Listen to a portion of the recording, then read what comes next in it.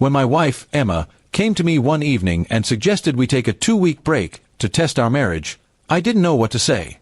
We had been together for 7 years, and though we had our share of arguments, I thought we were solid. She said it would give us time to think about what we truly wanted, to reflect without pressure. Her voice was calm, but her eyes seemed distant, like her mind was already elsewhere. I didn't like the idea, but I agreed because I thought maybe she needed space and this could help us. The first night without her felt strange.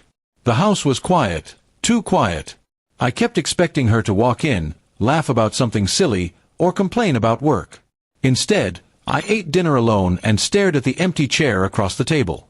I told myself this was temporary, just a short break, and that she'd come back ready to work things out. On the second day, I tried to keep myself busy. I went for a run, cleaned the garage, even caught up with an old friend for coffee. But in the back of my mind, I kept wondering what Emma was doing. I imagined her visiting her parents, reading a book, or maybe just taking long walks to clear her head. I trusted her, or at least I wanted to believe I did. By the third day, my phone buzzed with a message from my cousin, Mark. It was a screenshot from social media. There was Emma, smiling in a photo, sitting close to a man I'd never seen before. His arm was around her, and they looked like a couple on a date. The caption was something harmless on the surface, "Enjoying the evening." But the body language told a different story. My stomach dropped, and a wave of heat rushed through me. I didn't want to jump to conclusions, but my hands were shaking as I stared at the picture. I zoomed in, searching for some innocent explanation, but there wasn't one. It wasn't a group picture or a work event, it was intimate. That smile she had in the photo was the same one she used to give me when we first started dating. I called her immediately, my heart pounding.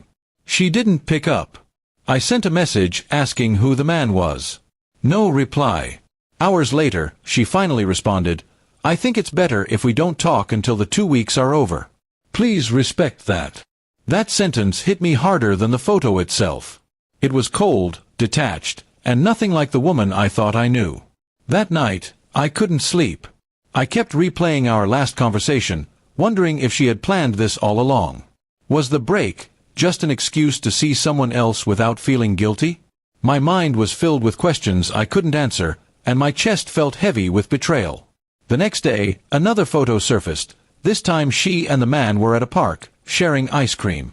She looked happy, free, as if our marriage didn't even exist. Friends started texting me awkwardly, some asking if we were separated, others saying they were sorry for what I was going through. Each message was another stab in the heart.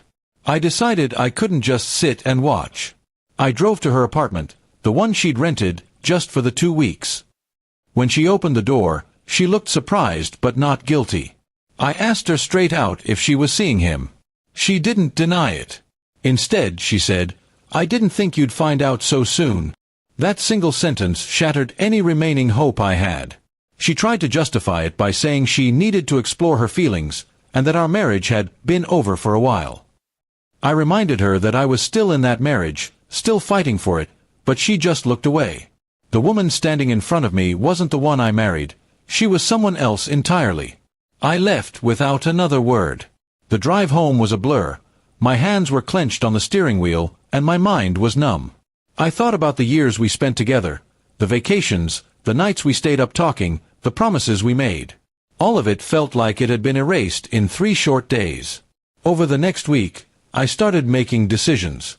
I called a lawyer, explained the situation, and began the process of ending the marriage. It wasn't what I wanted, but I couldn't stay with someone who had already chosen someone else.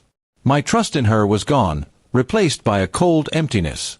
Emma sent me a long message on the 9th day of the break, saying she was sorry if she hurt me, but she believed she had to follow her heart. I didn't reply. There was nothing left to say. She had shown me exactly where her heart was, and it wasn't with me. By the time the 2 weeks were up, I had signed the initial divorce papers. She came by to pick up some of her things, and we barely spoke.